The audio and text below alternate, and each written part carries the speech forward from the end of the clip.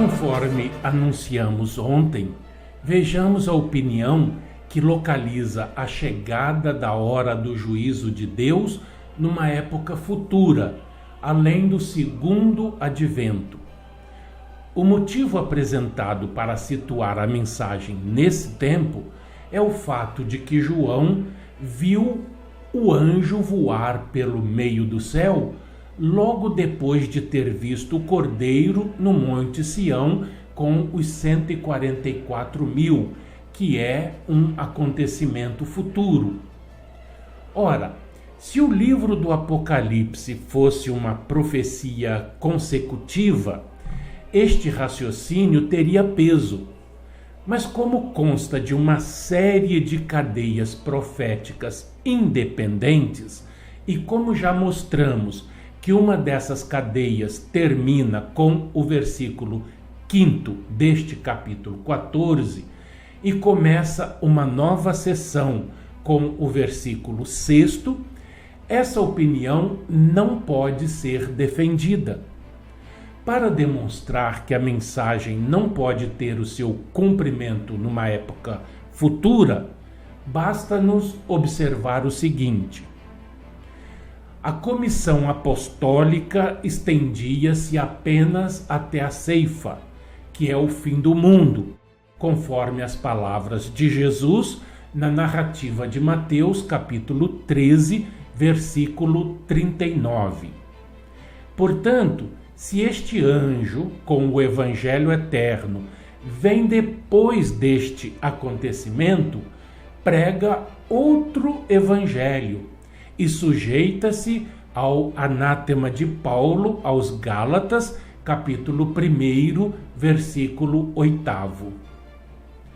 A segunda mensagem não pode, evidentemente, ser dada antes da primeira, mas a segunda mensagem anuncia a queda de Babilônia e depois disso ouve-se uma voz do céu dizendo: sai dela, povo meu. É o que veremos na sequência e mais adiante no Apocalipse, capítulo 18, versículo 4.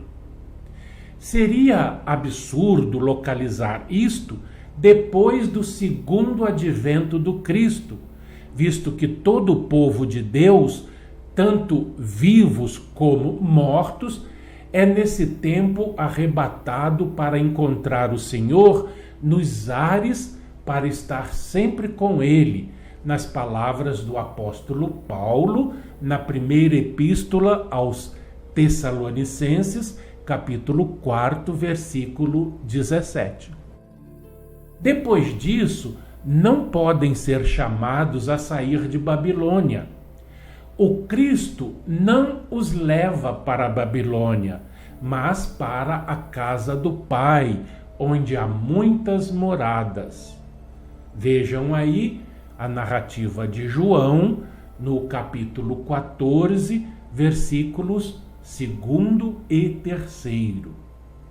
A narrativa evangélica, não é?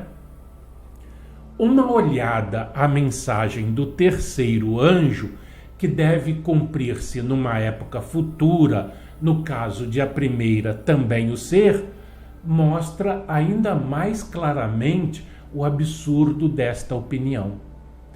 Esta mensagem adverte contra a adoração da besta, que se refere, sem dúvida, à besta papal. Mas a besta papal é destruída e entregue às chamas devoradoras quando o Cristo vem, de acordo com as palavras de Daniel, no capítulo 7, versículo 11, e de Paulo, na sua segunda carta aos Tessalonicenses, capítulo 2, versículo 8. É então lançada no lago de fogo, para não mais perturbar os santos do Altíssimo. Vejam aí Apocalipse, capítulo 19, versículo 20.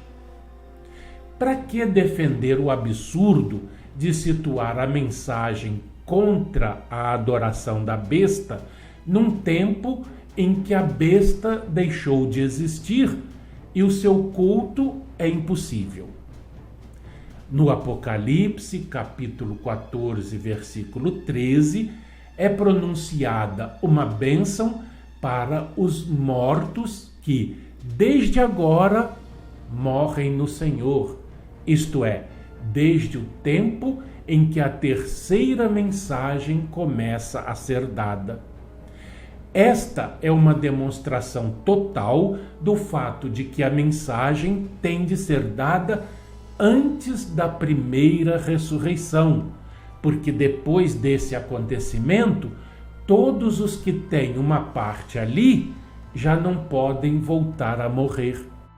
Portanto, descartamos esta opinião acerca da época futura como antibíblica e impossível.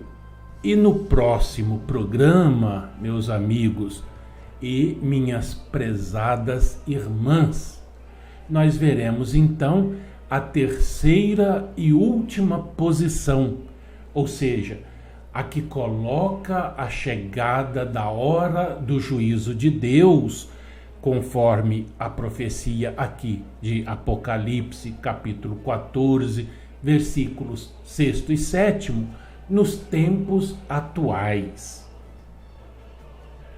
Viram a importância disso?